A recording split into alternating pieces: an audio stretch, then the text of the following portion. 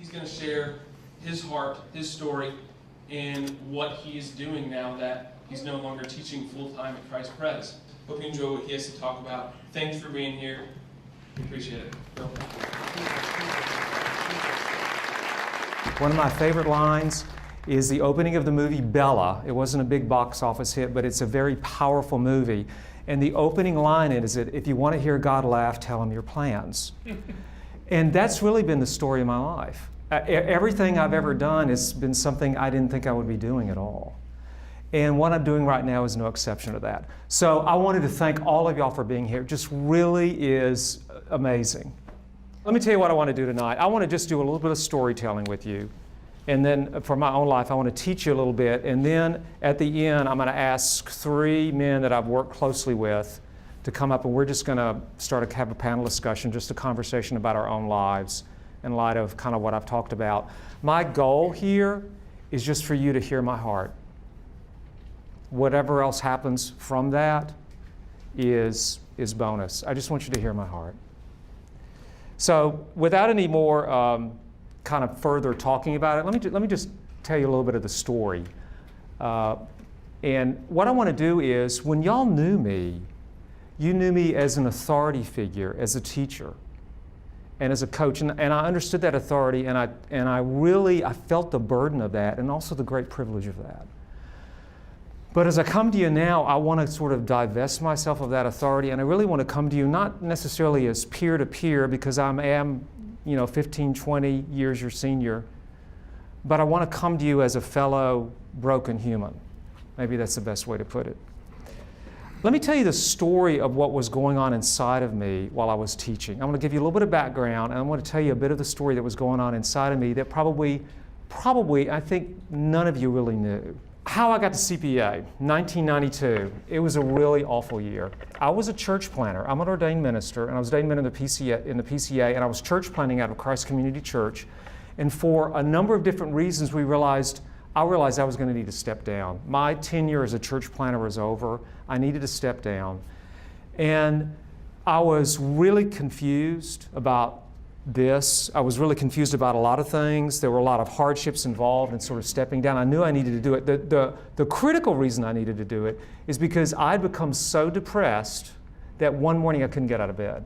And then I knew that's the trigger. Something's really wrong, even though I didn't know what it was. And so that began for me what I call the Great Abyss. And the Great Abyss was I just cut myself. I resigned. I had no idea what I was going to do with my life. And the next 4 or 5 months were what I call the Great Abyss. And when you think, and I thought, I've been some bad moments in my life, but this was the worst. It really was. I descended into something that I didn't even know if I was ever going to get out of. If you've ever been in a situation like that, if you ever felt like I'm down in something, I don't even know if I'm ever going to get out of this. Everything I thought about God, everything I thought about what I believed, everything I thought about life was blown up. I knew God had called me to be a church planter, but it had failed. What am I supposed to do with that? And in the midst of my anger, in the midst of my confusion, in the midst of all that sort of chaos and darkness, I got a phone call. And the phone call was from a man who was served on CPA's board, and his name was Marvin Pageant. I know a few of y'all remember him. He's long since retired. But Marvin called me up and he said, Bill, we've heard you're looking maybe for a job, and we got an opening in middle school Bible at CPA, and wonder if you'd be interested. And I said, I'm absolutely, definitely not interested, but thank you. And I hung up the phone. I really did. I had had such a bad experience with some students at a Christian school in Baltimore, I didn't want anything to do with Christian schools. So about a month and a half later, this was end of July, I was going to go have to work at McDonald's or Home Depot or whatever. It was Starbucks wasn't really even around that much back then. So I was just going to get a job, so I thought, I'll just call Marvin back and see, thinking the job's not there anymore. So I called him and said, Marvin, what about that position? He goes, well, we're still looking. I said, I'll come and interview.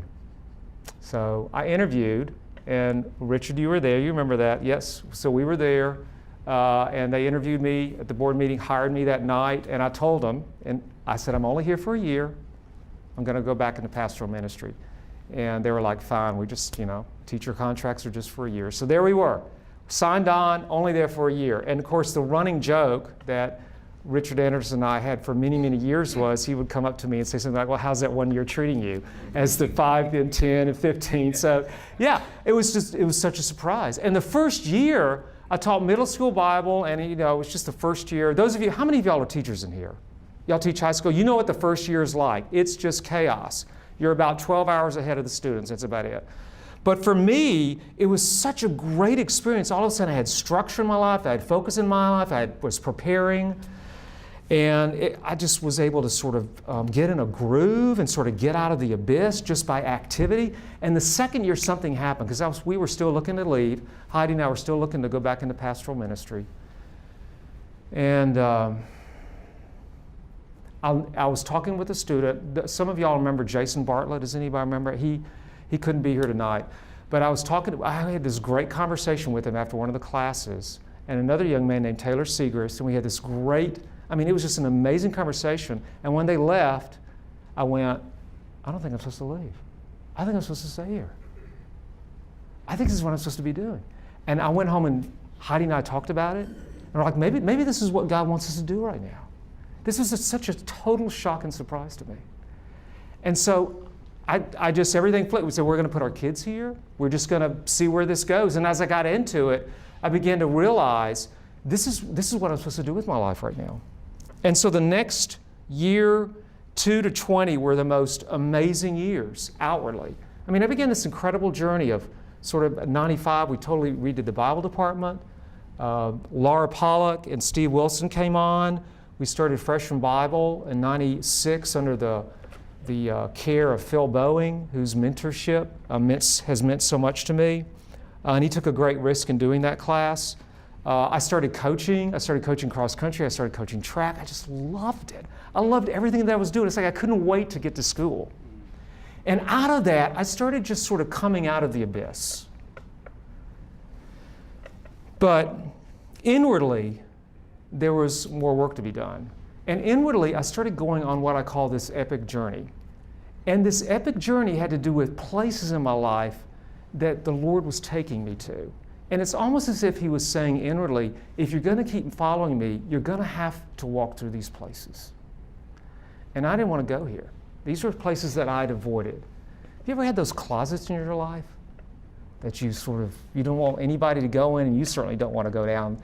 And in your mind, maybe you sort of attach a 2x4 over it and you hammer it into the wall, and that door is going to stay shut forever. You're not going to go back into it. Well, it's almost as if the Lord was saying, we got to go here. We got to open this stuff up. And there were 3 places I knew he was telling me to go to. And the first one had to do with my father.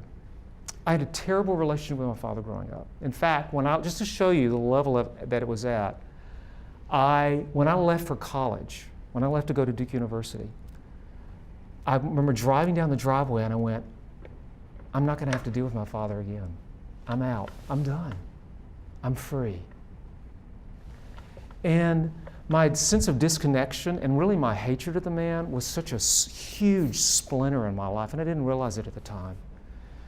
And part of the journey for me was going back to my father and admitting things that should have happened that didn't, admitting my own anger, learning to forgive him, learning to walk with him. Just to let you know that story, he's 89 right now, lives in Richmond Place.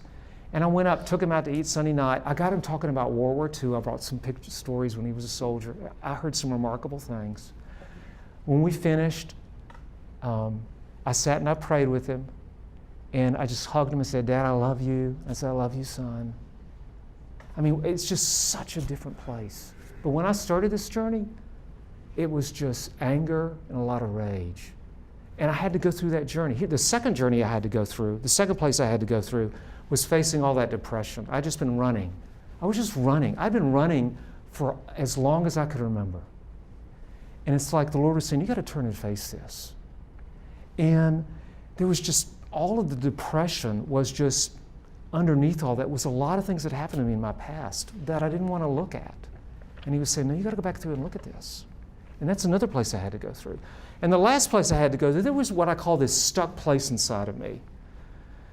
There was a piece of me, even though I was an adult, even though I taught high school, even though I was an authority figure, there was a place inside of me that was about 13, 14, or 15, and it couldn't figure out how to grow up. And it was like this, it was this encapsulated piece of me that was just stuck. It was frozen. And I didn't know how to get out. And what was going on while all this just great stuff was going on in the classroom, on the cross-country course, and on the track, inside, I was taking this epic journey. And I was just having to figure out, how am I going to get through these places? And I didn't know. And one of the things I learned along the way was this. When you begin to really follow God with your heart, He's always going to take you into the unknowns. If it's known, you can handle it. If it's unknown, that's when you learn the meaning of trust. That's when trust becomes something real. So I took this journey for about 15 years, and when Daniel Moore came on as a guidance counselor, we were talking one day, and I said, I've taken this journey, and I listed some of the places I've been to, and he goes, write that down and send that to me. Remember that conversation? And I go, here they are, and I called them mile markers. The interstate mile markers, and Heidi's comment back to me was so interesting. She goes, Bill, this is like you're traveling down the interstate, like it's a known road and it's lighted and you know where the exit ramps are and everything's sort of mapped out for you. And she goes, that's not what this journey is. And I go, you're right. And I got my clue from what to really call them when I read the book Undaunted Courage. Any of y'all ever read Undaunted Courage? It's the story of the Lewis and Clark expedition. And who's the author? The famous guy? Ambrose, yeah. One of the best biographies I've ever read. But in it, Lewis and Clark, when they ran out of maps, they just were given landmarks. It's like, go 100 miles and look for the waterfall. I mean, can you imagine? Look for this mountain range. I mean, that's all they had to go on. And it clicked. That's what this journey's felt like. It's felt like these landmarks. It's like off there, I don't know how I'm going to get there, but that's where I got to go. And so the idea of these landmarks were born. So how did it get to be a book? Well, I had a woman sit me down who's an author about 8 or 9 years ago, and she said, Bill, you really need to start writing. I said, look, I'm a high school teacher and a coach. I don't have time for that. I don't have money for that. And I blew her off. I really did. And through a strange series of events, it was the day my oldest daughter graduated. And I was supposed to teach somewhere and it got canceled. And those of you who are sprinters, or if you're an athlete, you get all warmed up for something and then it's all canceled. And you have all that adrenaline inside. And that's what it felt like. I had all this adrenaline inside. What I was supposed to teach about was canceled, and I was frustrated about a lot of things in my life at that point. And I remember going out and looking up at the sky, just venting to God, going, what am I supposed to do with all this? Not expecting anything in return. This is what I got back. Right. And this is what I said. That's the strangest thing I've ever heard. And I forgot it. That night, I met a friend who was a publisher. And he came up to me and he goes, Bill, have you ever thought about writing? Kid you not. And I dropped on the floor and I went, okay, that's what we're going to start doing. And I started writing. And after 3 years of the normal kind of rejections, the book got published. And that started a whole other chapter in my life. And the final story I want to tell you is this.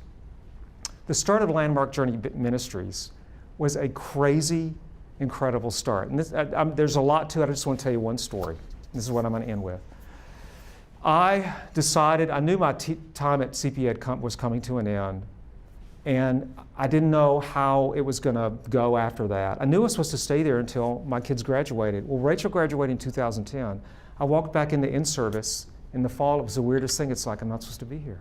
I just knew it. I'm not supposed to be here. Well, what am I supposed to do? And I still have a wife to support. I still have a family to support. What am I supposed to do? So I started another long journey of 2 years. I stayed there 2 more years full time. And then I'd started talking with men and some friends in my life about starting a ministry. And I gathered them in my living room. And I think they thought I was going to give them the next step of here's what we're going to do. And basically, I pulled them all in and I said, y'all, I don't really know about this. Why don't we wait? I really had cold feet. Honestly, I was really afraid. This just felt like such a big jump for me. And I'll never forget their response. One guy who's usually very sort of affable and jovial and sort of goes along with whatever, he literally stood up out of his chair, looked at me and uttered one word very loud. He goes, "No, this is unacceptable." And one by one, they all went around the room and they said, "You are starting this right now, and we're going to help you." And their belief in me and their belief in this, it changed everything. I couldn't have done it without them. And today, most of them are on the board of this ministry. So that's really kind of my story for the last 20 years, y'all. It's been an amazing story. And in some sense, I feel like my life is broken up into 20-year segments. I feel like I'm just on the start of this next line, or wherever this story is going to go. So let me talk to you a little bit. That's my storytelling. Let me just talk to you a little bit about landmarks. And everybody has a book up there, and we'll talk about the books right at the end. But what I want to do, if I could just teach you just a little bit about the landmarks, and let's see. And that's just the title of the book. I'm going to move to the side here. But can everybody see that? This is really an outline of the book, and I'm just going to walk you through it real quickly, and then I want to spend a little time talking about the first landmark and the fifth one. These are the landmarks. These are the places I had to maneuver through. And if you'll notice, 4 go down, 4 go up, and then there's one in the middle. And the 4 that go down I call sort of the death landmarks. They're sort of something in you has to die. You have to let go.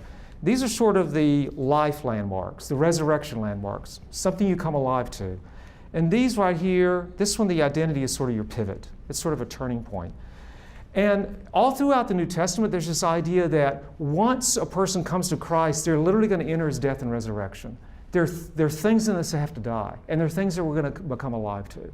And Jesus said, if you're really going to follow me, then you're going to have to take up your cross, deny yourself, and follow me. And it's not just the dying, it's the following and the life.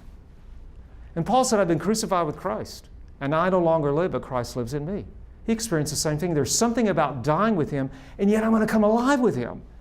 And the dying is painful, but it's only to get to the resurrection. It's only to get to coming alive with all of our hearts.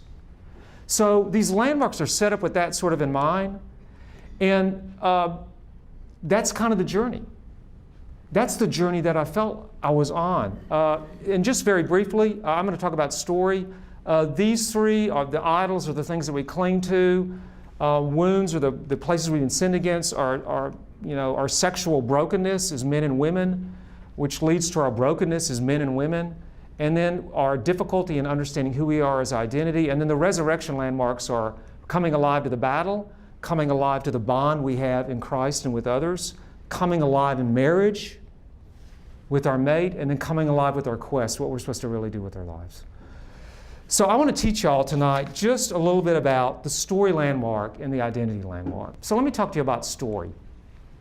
Anytime you hear a talk, and you start talking about it afterwards, whether it's a sermon, a lecture, doesn't matter what it is, anytime you hear one, what's the thing you remember most? You know this. It's the stories you hear. You can recount them. And it's not only that, the stories that you hear, but when you go and hear a story, or when you go and read a story, it feels really different than reading a textbook, doesn't it? In fact, for years I was confused. Why is it when I go to a movie, it feels more powerful than when I go to church? I couldn't put that together, and yet I couldn't deny the reality of that. Why is that the case? Why is it the case when I hear somebody tell their story honestly, it affects me so deeply in a way that other things don't often? So I had all these clues from my own experience about what story is, but I couldn't put it all together. And contrast that with the way I sort of lived and understood the Bible at that point. And the way I lived with the Bible was I used the Bible first in my earlier years as a medicine cabinet. When I was discouraged, I'd find a verse to help me out. When I was fearful, I'd find a verse to help me out. Sort of medicine that I would take. Nothing wrong with that. It's needed. But that's all it was. As I got older, it became sort of a theological pantry. I'd go in and pull out, the jar about justification, or I'd pull out, the package about marriage, or concepts. But I had this experience as a teacher for many years. I could pull them out, I could explain them, I'd put them back in the pantry, but at some level, it just could never enter into the deep places in my heart. It was so frustrating. And I had all of this going on while I knew there was something about story that was so powerful. And then the light bulb came on when I began to realize I'm missing something. This is what I was missing. For years I taught the Bible and missed really what the Bible was. It's so much more than a medicine cabinet. It's so much more than a theological pantry. The Bible itself is a story. It's a great story. And I propose it's the greatest story. And it's not just a story we read, it's a story we're being asked to enter into and play characters, which is a remarkable idea. But you think about it, how much of the Bible is story? Well, a lot of it, 2/3, 3/4. But even more telling, think about how it opens and closes. It opens like the beginning of a great story, doesn't it? In the beginning. And when you go to the last 2 chapters, it closes like a great story in Revelation. And they lived happily ever after. And in the middle is this crazy plot. It's structured like a story. And one last clue about story was this. We all know the Christmas pageants. Probably some of y'all had children that you have, you see the little Christmas pageants in, and the kids play the wise men and the angels, and it's sort of cute, and everybody oohs and ahs. But a long time ago, they also had Easter pageants. And the church, for whatever reason, quit doing those. But even a longer time ago, when people were illiterate, they had these things called mystery plays. And they grew out of, the church used to have a play they did for Easter and Christmas. And then they decided, why don't we do a play about the whole Bible? And they would literally go out and perform them in these towns, and this is the way they would tell the story of the Bible. And they became known as the mystery plays. What's so interesting is that they were the forerunners to our modern theater. In fact, Shakespeare, in some sense, not only reached back into Greek drama, but he used the mystery play idea to create this whole drama that we know as theater. Well, guess what happened? It's not too far of a step from theater to our modern screenplay writing. And now I'm up to our movies that are so powerful. And all of a sudden the light bulb went on, and I went, wait a minute. The Bible's the foundation, in some sense, of every movie I've ever watched. The whole idea of story. Now that really got exciting to me, but I still couldn't enter into it. And the reason was this. This is what sin is in the Bible. Sin is a refusal to enter God's story, and it's saying, I'm going to write my own story. And not only that, I'm going to do something even more foolish. I'm going to write the screenplay, I'm going to play the lead actor, and I'm going to direct it all at the same time. And I began to realize that's really, at a deep level, what I've been doing with my life for many years. I've been writing a story of my own life, even though at some level I really wanted to follow Christ. At another level, I was stuck. I couldn't follow him. I was writing my own story. And then it occurred to me one day, every great story, every great book, you remember from your English classes, they have themes. They have these great sort of ideas that run throughout the whole drama. And I began to think, what's the theme of my life? It just clicked. I know what it is. Here's the theme that I've used to write the story of my life for years. And it came from an experience when I was 12 years old playing basketball. I got thrown out on the court. I had no idea how to play. It was the first time I've ever felt shame. And in that moment, I made a vow. And this was the vow. It took me, I pulled this up with the help of a friend in my late 30s. But this is the vow I made. I will never fail in front of people again. Ever. And so when I came to class and taught y'all, there was underneath this hidden vow, I am not going to fail. This is going to be good.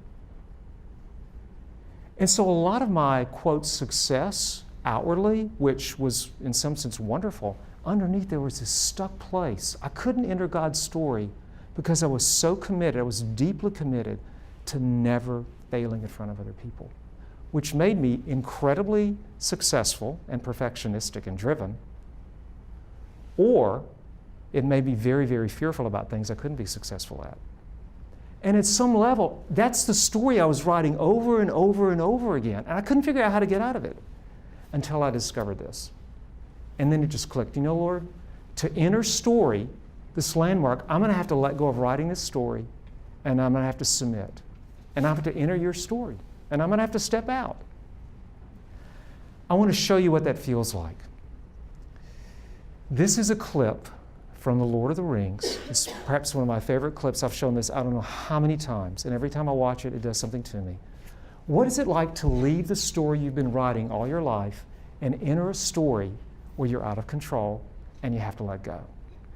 This is the clip where Frodo first learns about the ring of power that he accidentally, in some sense, although not by accident, out of no decision on his own, he finds his uncle Bilbo has left it to him.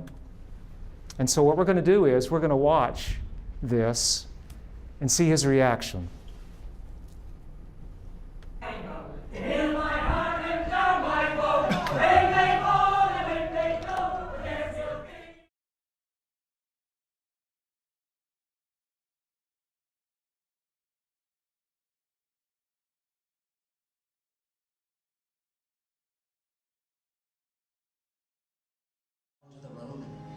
And if you don't keep your feet, there's no knowing where you might be swept off to.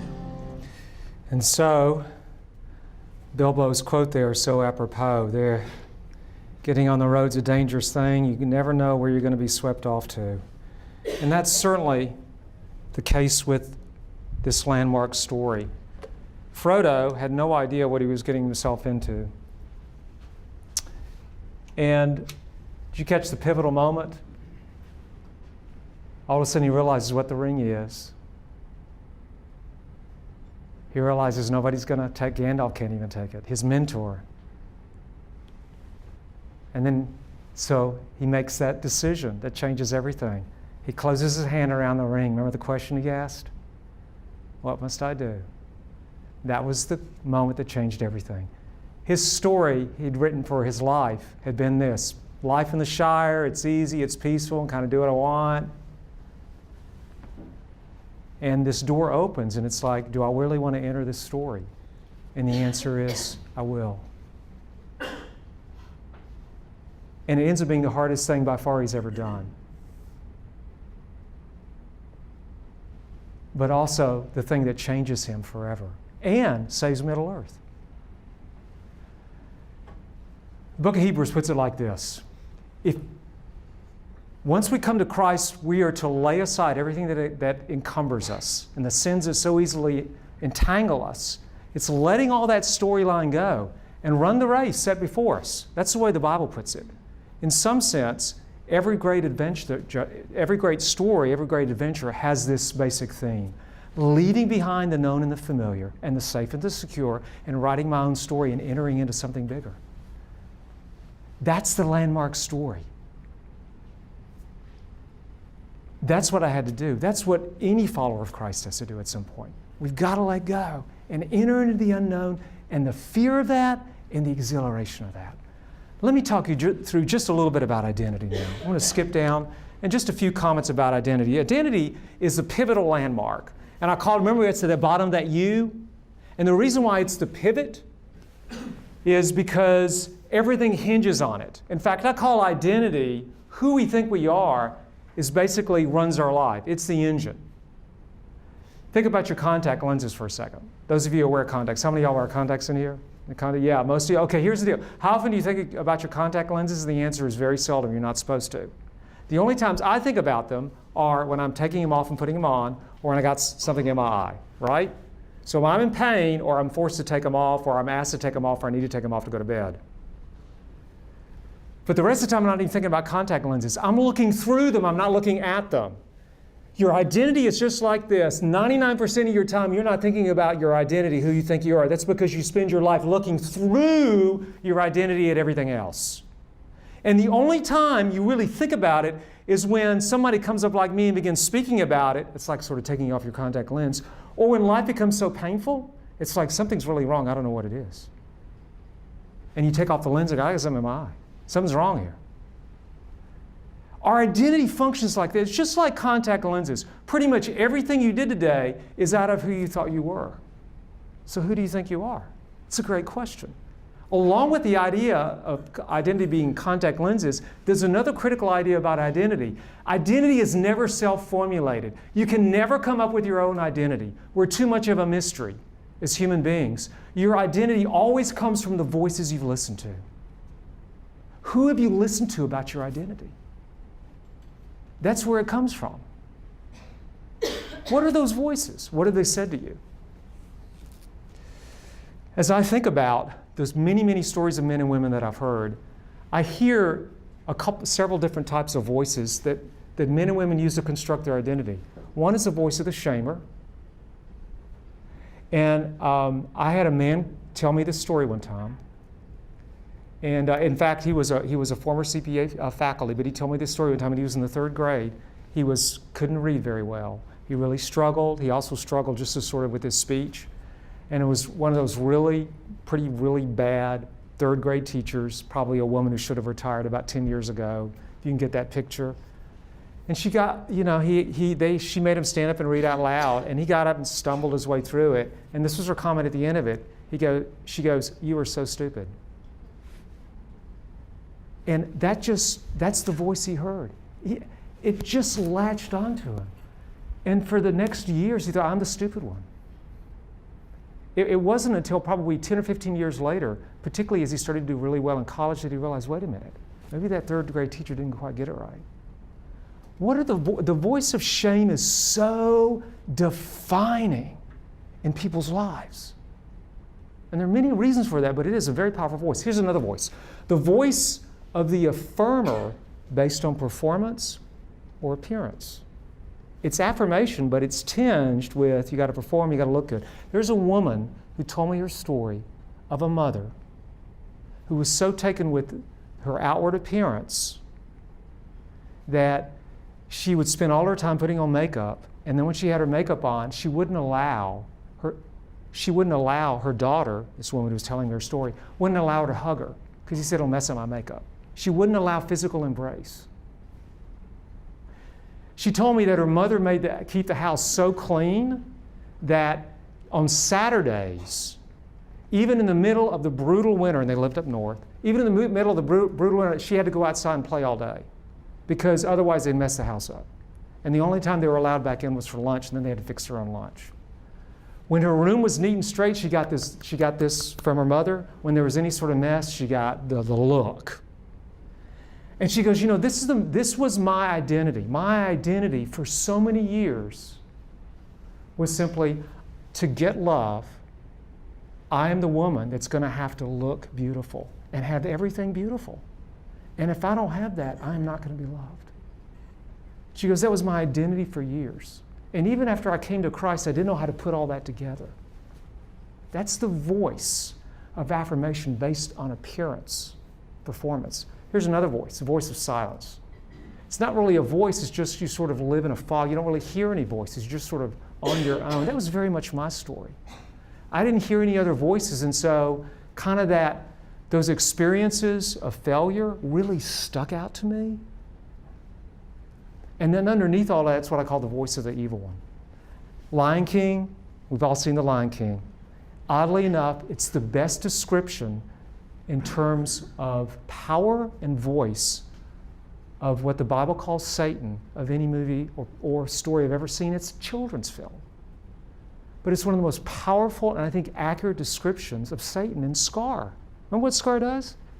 He sets up this, terrible thing where Simba, thinks he's to blame for his father's death because Scar gets him down the canyon, starts an antelope stampede. The dad tries to save Simba, and then his dad dies.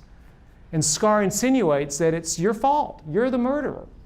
And so shamed with that, he sort of runs away and doesn't come back until confronted with a dream with his father, saying, "You've forgotten who you are." He goes, "Yeah, you have. I have forgotten who I am." The voice of the enemy is like that. He tries to murder people with his lies. Really true. So those four voices I find all over the place, setting up people's identities in a fallen world. People don't know really who they are. So how do you learn who you really are? How do you really learn who you really are in Christ once you come to follow Him? Well, identity comes from listening to another voice. And you listen, first of all, to the voice of truth in the Scripture. It's what I call hungry listening. You know, when I wake up in the morning now and I go to the Scriptures and I open them up, I'm just like, yes, Lord, I got to hear from you. Remember that old lie, don't ever fail in front of other people? It still haunts me. I'm so aware of it now. But that's not my identity, but I have to keep reminding myself. I was reading recently out of Luke 1, and the angel Gabriel comes to Mary and says, you're going to have a son. He's going to be the most, the king. He's going to be the Messiah. And she's like, I don't get this. I've never known a man. How's this going to work? And basically, the angel says, don't worry about it. Nothing's impossible with God. What seems impossible with men is not with God. And some translations put it this way, no word of God is ever going to fail. And it just clicked when I read that. I went, my identity is, when my identity becomes wrapped up in the kingdom of God, I can't fail. The kingdom of God is not going to fail. Everything else human's going to fail. This is not. And when I find myself sort of a ragtag along with this grand enterprise, it doesn't matter sort of what successes or momentary failures I have. Ultimately, I can't fail. When that's my identity, I want to tell y'all, it's like somebody flicked on a light switch. I'm a different person. I see differently. I have different lenses on. But it's not just listening to the truth of our identity in Christ, and there's so many things in the Scriptures that speak about who we are. It's really listening to those hungrily, but there's another part of our identity formation because it comes from a voice. Who knows you best besides your parents? If there is a God and He does want relationship with us, He knows us. So who does He think you are? Who does He think I am? It's a great question. Our daughters used to ask, where were we before we were born? And we used to, Heidi came up with this great response, you were in God's thoughts. So what was God thinking when He made you? He was thinking something. What was He thinking? That's who you are. Did you ever think about asking Him? Who am I, Lord?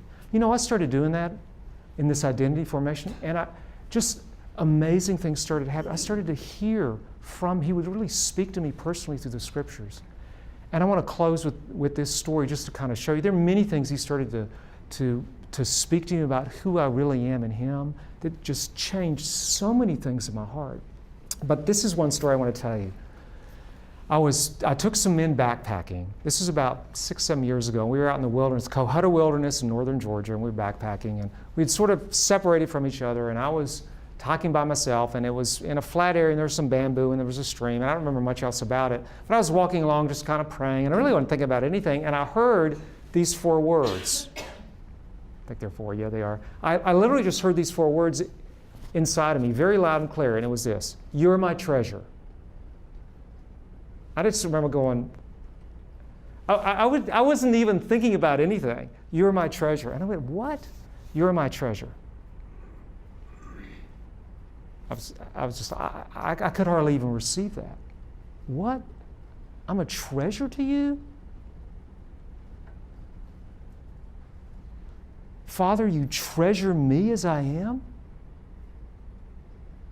I mean, I kind of blew it off. I'm like, I'm hearing things, I'm getting, neurotic. We're just, around the campfire that night, we were talking about the day and, as we sort of do on those things, and, funny things that went on, hard things that went on. And I said, guys, I think I kind of heard this. And I sheepishly told the story. I'm like, I'm not really sure. I got home. And I said, I'm a congenital doubter. I just doubt a lot of things. So I was like, I'm not so sure about this. So I looked up treasure in the Bible Concordance. It pointed me to passages in Exodus. And the Lord speaks to His people and says basically this. He goes, you're my treasure.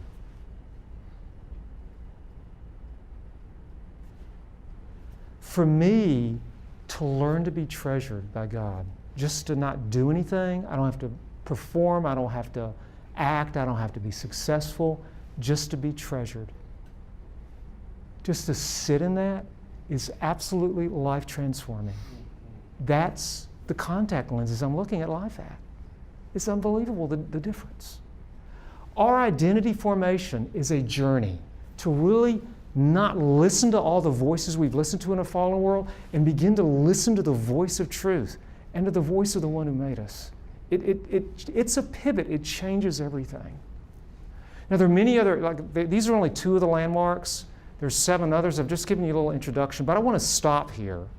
And I want to bring up our panel, and I want to let them, I've spoken about my life, but I want to let them speak about their lives in terms of some of the things I've been talking about. So if you would welcome up Daniel Moore, and who is the guidance counselor here, Richard Anderson, our headmaster, former headmaster, and then Dan Carpenter, who's taught history for many years. So guys, you kind of come up. Y'all give them a hand as they come up. Thank you. The first question is this. I talked about my theme being, never fail in front of others. Can y'all talk a little bit about what seems to have been the themes of your fallen stories? And kind of whatever you want to share about that. Who wants to start? You're in charge. I think my theme is somewhat similar to failure. My theme is weakness. It's weakness. It's the lie that the enemy throws at men. You don't have what it takes. You cannot get the job done. And that was born. There's one pivotal moment that I remember where that story crystallized. So it's the spring of 1962. I'm 11 years old. I'll be 12 in July. And President Kennedy had this physical fitness initiative. And so he decided that all the children in America ought to be physically fit, which is a noble goal, certainly. But in all the schools, we were in a year-long physical fitness test. And so in the spring, we'd be tested on different aspects of our fitness. And so you'd have a partner, and you would do X number of you had X number of minutes to do sit-ups. And so you did as many as you could in so many minutes. And then your partner would jot down, he'd be holding your ankles while you're doing sit-ups, and then he'd jot down your number, then you'd hold his ankles, he'd do his. So then at the end of the class, the coach had everybody's name, and so your partner would actually call out, they'd say Richard Anderson, and Jim would say he did X number of sit-ups. He'd call out my number. Well, this particular day, so I'm in the 6th grade, kindergarten, or 1st through 6th grade school. I'm in the 6th grade, and we were supposed to do pull-ups. So I don't know if there was a time limit, just see how many pull-ups you could do. I did a grand total of 0. Our coach, who was also my 6th grade teacher, our PE teacher, was this young guy who's from Florida. He was just cut. The guy was just ripped. He was nice looking. He was tan. He was a gymnast.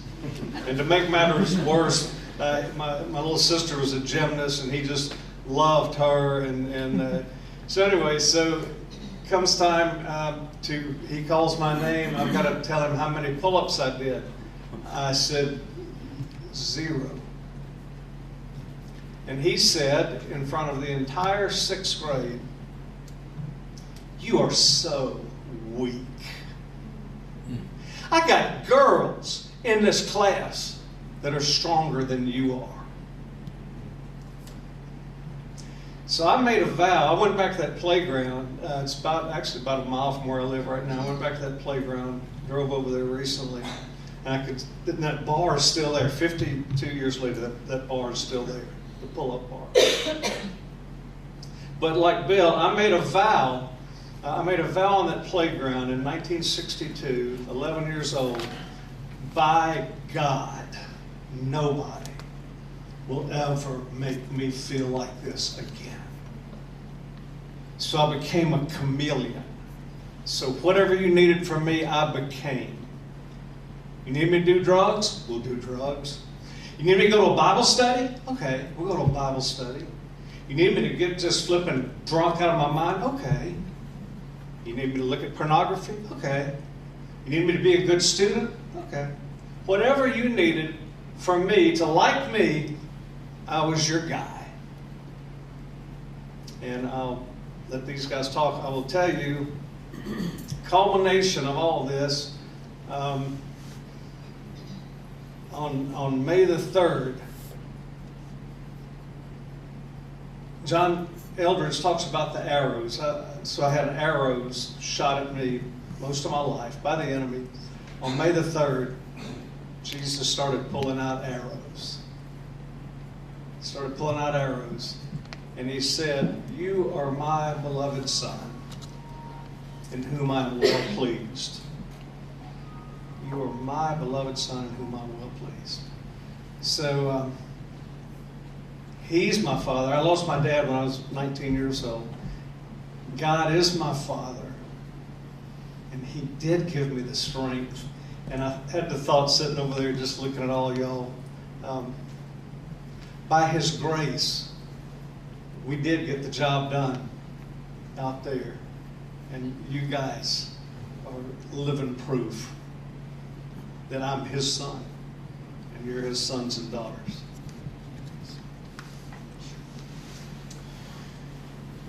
You know, if I did this next year and then the year after, I may phrase this so many different ways, but I think for me, the vow that I made, one way of saying it is don't ever let anybody down.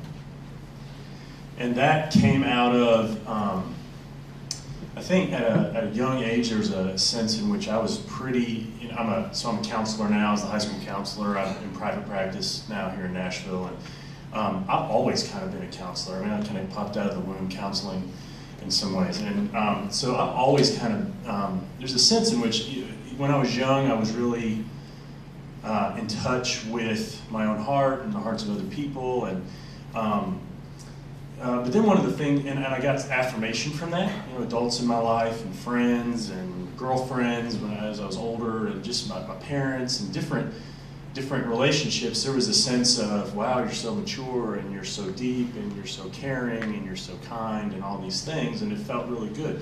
But what a pattern that kind of developed was when I would disappoint somebody, it almost always was a surprise to me that it had happened.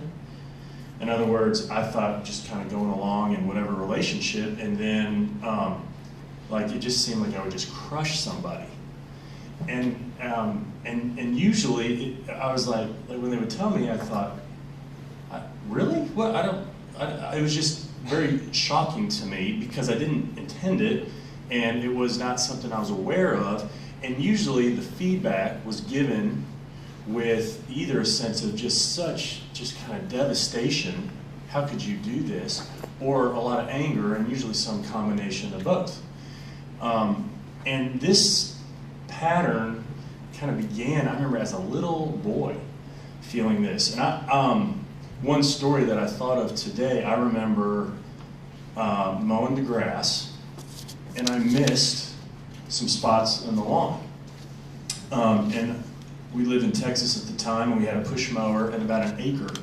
And the Texas summers are close to 100 degrees, and I was just tired of mowing, and I was probably 10 years old. And I had to bag all the grass, and I thought, you know, it'd be more fun to pick the grass out of the bag and just throw it up in the air and watch it fall for a few minutes than to keep mowing. And I did this, and my father came out, and he was enraged, which was just kind of confusing to me, because I thought, well, I know I'm not mowing the grass, but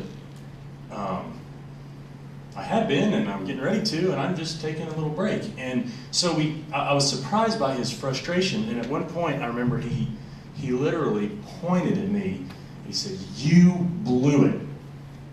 And it felt like just kind of this shockwave in my chest, you know, like, he's so angry about this. And so that was really painful for me to think, okay, I disappoint people, and I don't know that I'm doing it. So I've got to figure out how to live my life to not disappoint somebody, to always get kind of the affirmation I want and never have to feel this sense of lack. So I learned and kind of started to maneuver, building my own story of I have to make sure that I figure out what they need, and I'm going to, figure out how to do it.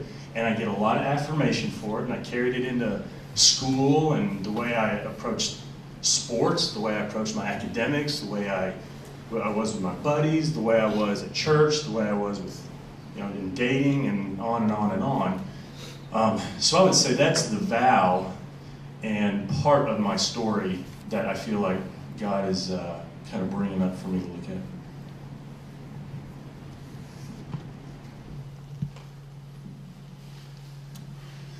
So Bill's question to us was, what are the themes in your life that kind of have guided you, or maybe the lie that in your life? And so Bill talked about in 7th grade being shamed by a coach.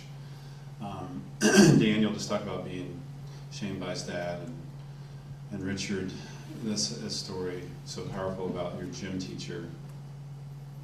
And I feel like I identify with all three of you, and I know that everybody else in here must too.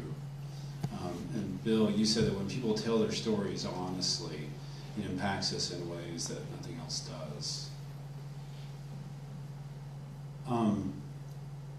So when I was a kid, my brother is 4.5 years older than I am. And my brother, this is my brother and me, there's no other siblings. And I don't ever talk about my brother because he was a guy who, when we were young, he always got made fun of. And he didn't have friends. And still today, he doesn't have friends other than our family. And I remember when we were pretty young, our yard got rolled really badly. There was tons and tons of shredded newspaper, there were forks, there was lots of toilet paper. And it wasn't a friendly roll because my brother was picked on all the time, so it was the opposite of that. And I remember that our whole family went out and picked it up, and I was so embarrassed, I was so ashamed, people driving by, people looking at it. It was so sad, and I felt so embarrassed. And just 2 days ago, my children got to talking about rolling yards, and one of my kids said, it would be really fun to get our yard rolled. And that's because they have friends. And so one of my kid who said that looked at me and said, did you ever get your yard rolled when you were little? And I paused and I said, no. Because I was like, and I started thinking about that story, I'm like, I can't go there. It's like, it really hurt. And so that just popped up tonight. I was just thinking, and it's like, I think there's a lot of strategies I use and we've all used to get through the world. And I know that I work too hard to be a great teacher so I'll be admired. I care about that so much. I want to be venerated. I know that I work really hard to be a good listener, so when people are talking to me, they'll be thinking, man, Dan's such a good listener who cares about me. And I know that I always feel like I don't connect as deeply with people as I wish I could, because I feel like I'm always just trying to impress people.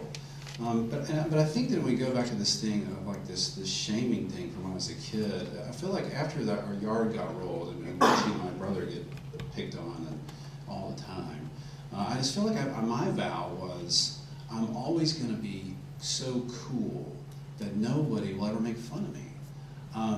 And so I feel like that's been one of my driving themes. And it's weird that like Bill's combo of his question plus a conversation about rolling yesterday or 2 days ago has kind of brought this up, but it's like it's just hitting. And as I listen to these men be honest, it's hitting me. It's like yeah, like I put on this veneer of I'm very cool, I'm very funny, I'm very smart, I can impress you, I can hold your attention, and then let's keep it right there. And it prevents me from knowing people and loving people and going deep with people in a way that's truly satisfying. And I feel that sadness a lot. So that's that's what I have to say tonight. I'm pretty blown away by being here. I say that. Thank you. And I have one more question for y'all tonight. And I want to make a comment back to you, Dan. I think one of the things why doing this is so important is that we can't even, not only can we not really come up with our own identity, a lot of times we can't even come up with the themes of our story. We don't even know how to do that. But when we listen in to people's stories, all of a sudden we're able to tap into and put things together, kind of like just what you did. Yeah. And we've been in groups with Bill, and we've done this. And I'm sitting here listening to Richard talk about the presidential physical fitness test, and I had to do it too. And if you pass the presidential physical fitness test, you got a round patch, And so the coolest kids got the patch. And I never got the patch. I never got near the patch. You didn't either, right? Never sniffed the patch. And I did 0 pull-ups too. Couldn't come near a pull-up. But yeah, so his story and David's story impacts us. Yeah. Take just a minute now and talk about how God has been working to redeem your fallen story, the themes, your false identities, just kind of whatever you want to say about that. What has He been doing to sort of take you further and sort of raise you up as men who really live in His love? How has He been growing you up? I'll definitely say that He is. It's a non-stop process of God blessing me in different ways. I always like to talk about it's like the sine curve in math, where like I'm blessed by the Lord, then I start to struggle, and then I'm blessed again. And it's always through relationships. It's always through my friends who are honest with me, who are real with me, that I'm honest with. It's through relationship with you. It's relationship with these guys. It's through few men that I talk to deeply. It's through Susan, my wife. It's through praying with people at work.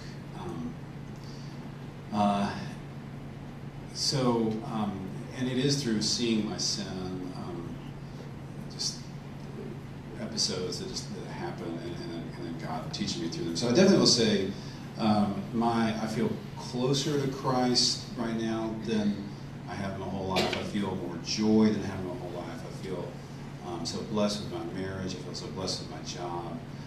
So blessed with my children. I'm so thankful to be alive. And it's definitely all because God continuing to squeeze me, to transform me. I feel very much in His hands, and scared too. As you talk about the rain, and you talk about the rest of your life not being in control of it, that scares me, and that's all I can say about that. I think the identity piece is so key, and a good question just to ask yourself is, I feel best about myself when I blank. And so I think a turning point for me, and it's been over a lot of years, and just talking with friends. I got a group of men that I've been with, we about a dozen of us been together for 20 years. 20 years every Friday. And so there were 13 of us at one point, maybe more, but yeah, I think probably 13. One summer we decided we'd take each Friday a different man would tell his story. And of the 13 men over that summer who told their story, only one out of 13 had a good relationship with his dad. And one author calls that the father wound. The father wound. And if you had a good relationship with your dad, God bless you, I'm happy for you. I did not. I not only didn't have a good relationship with my dad, he died when I was not quite 19. So I met John Eldridge for a nanosecond. It was just a book signing. It's stupid to say I met John Eldridge, but I said, John, because his book was called Fathered by God. That was the book. And I said, John, I have been trying to answer an unanswerable question for 45 years. I've been looking for my dad for 45 years. And so here's my unanswerable question. Would my dad be proud of me today? And people say, oh, yeah, you know he would. You know your dad would be so proud of you today. You know what? I don't know that, because in those 19 years, I don't feel like I'm measured up in his eyes. So it's an unanswerable question. So counselor had me go back to that playground, and just as Bill said, just sit and listen, and then come back and write a letter to my dad. And so there were two thoughts that I came away with after that exercise. Number one, I closed my eyes on that playground, and I pictured Jesus there. I pictured him on that playground. And he was just saying, you can't do a pull-up? So what? So what? Does that define you? The other thing I did is I wrote, in that part of that exercise, I wrote my dad a letter. And I said, where were you? This is the most crushing moment of my little 11-year-old life to that point. Where were you? Where were you? Why couldn't you come and be strong for me? And that's when God said to me, I'm your Father. When you are weak, I am strong. Find your identity in me.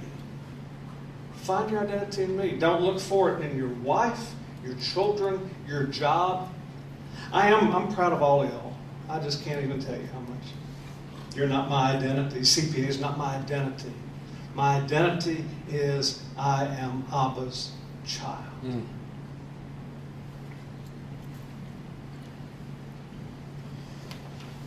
So, with my story of I can't let anybody down, I got in this hamster wheel of performing to get the love that I wanted so badly, to not let anybody down. Because if I let them down, I don't get the love, and then I'm devastated.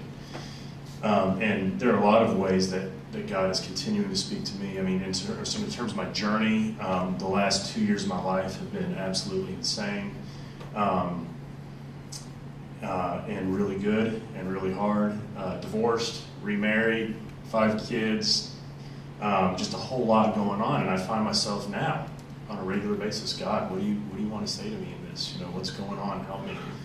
Well, speak to me. I want to hear from you.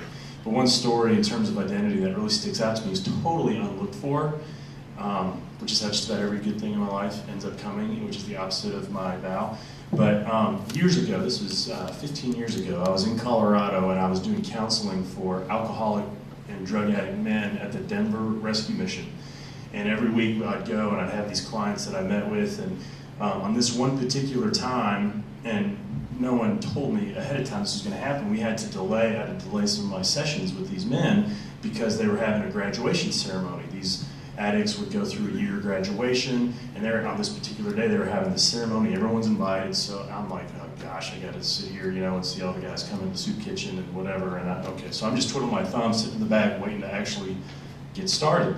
And there was a pastor there who was kind of doing this closing ceremony thing, and he was telling a story of a man that he knew, who, when the man was a boy, he said that there was a stranger that he met. And the stranger came up to him, he said, I know who you are. You're so-and-so's son. Because I can see a striking resemblance to your daddy and you. And the pastor was taking that story, and he was looking at these two guys who have probably lost marriages and squandered money and jobs and their children's lives on drugs and alcohol, and they've been in this program, and he's looking at these two men, and he goes, I know you. You are your father's son. And I see a striking resemblance. And as he said that, I just started weeping because I felt that, the back of this room, and I feel like God is saying that to me, and I wasn't even aware I needed to hear it. But I went and I'm like doubled over in this hepatitis C infested bathroom, bawling because Jesus, is fathering me. And I look back on that and I think, again, I wasn't maneuvering or trying to figure out. I just was. And so, Bill, when you were talking again about just not needing to do anything, you were my treasure. I'm like, oh, isn't that so simple? It's so simple, and it's so hard to believe. And those brilliant moments where it sinks in, it's like, it's all okay. It's all okay. I want y'all to give these men again a hand for just sharing their hearts. Thank y'all. Daniel, Richard, Dan.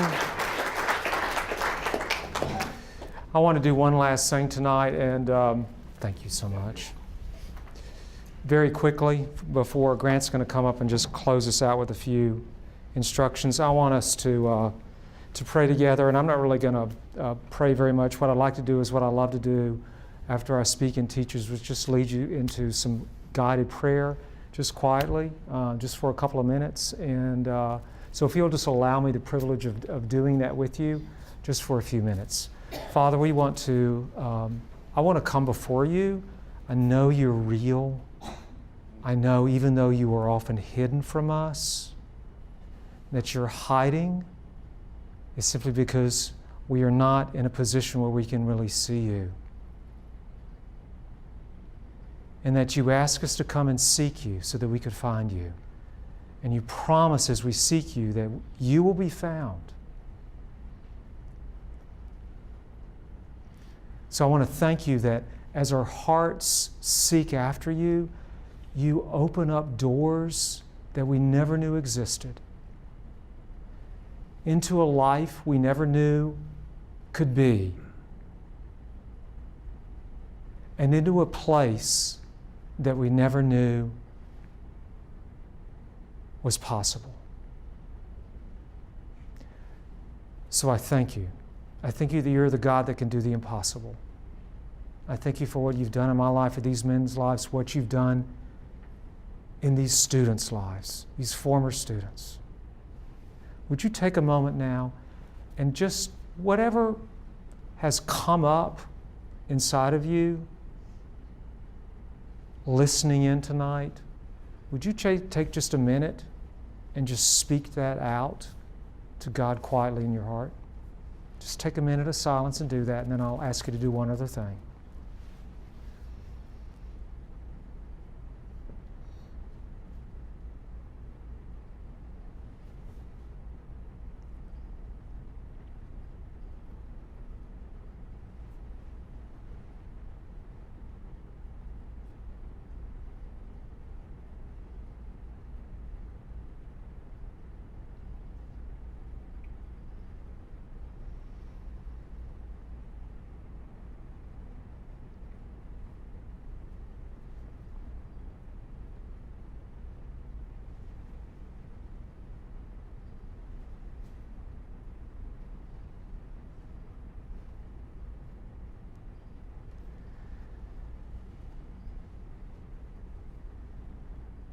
And then would you just ask the Lord, is there anything you want to say to me tonight? Just ask Him.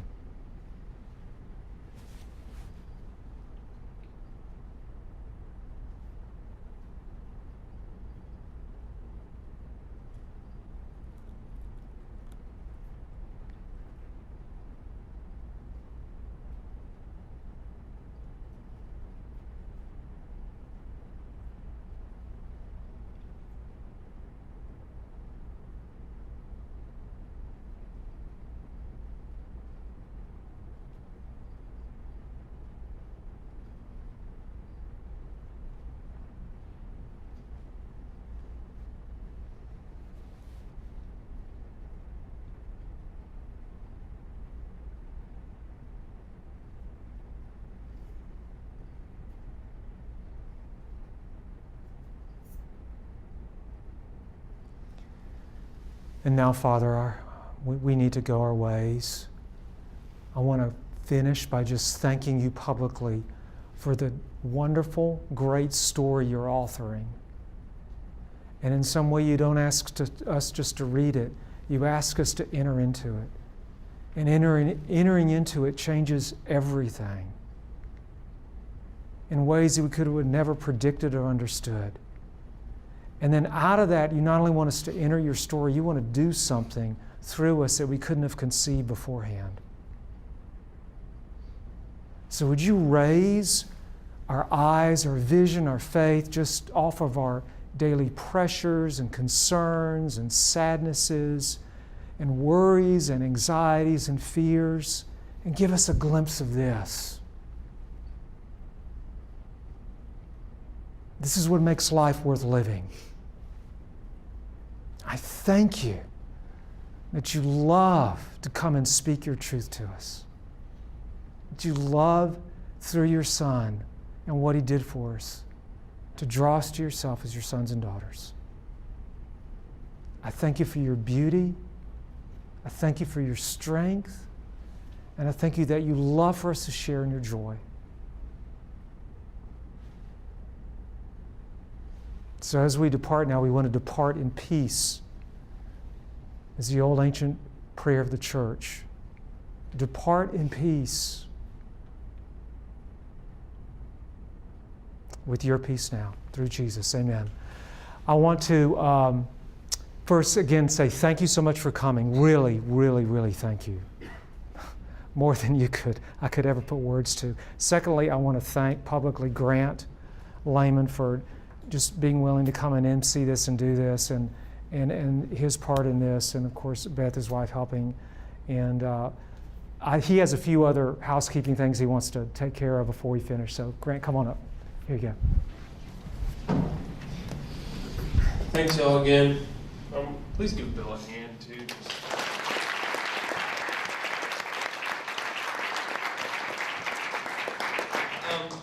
Real quick, just a couple quick things. There are some brochures on your tables. Please take as many of those as you want. Also, there is a copy of the book. Please take one of those. If you have your spouse with you, you're welcome to take 2 of them. And if you don't want to, you can give one away. Okay?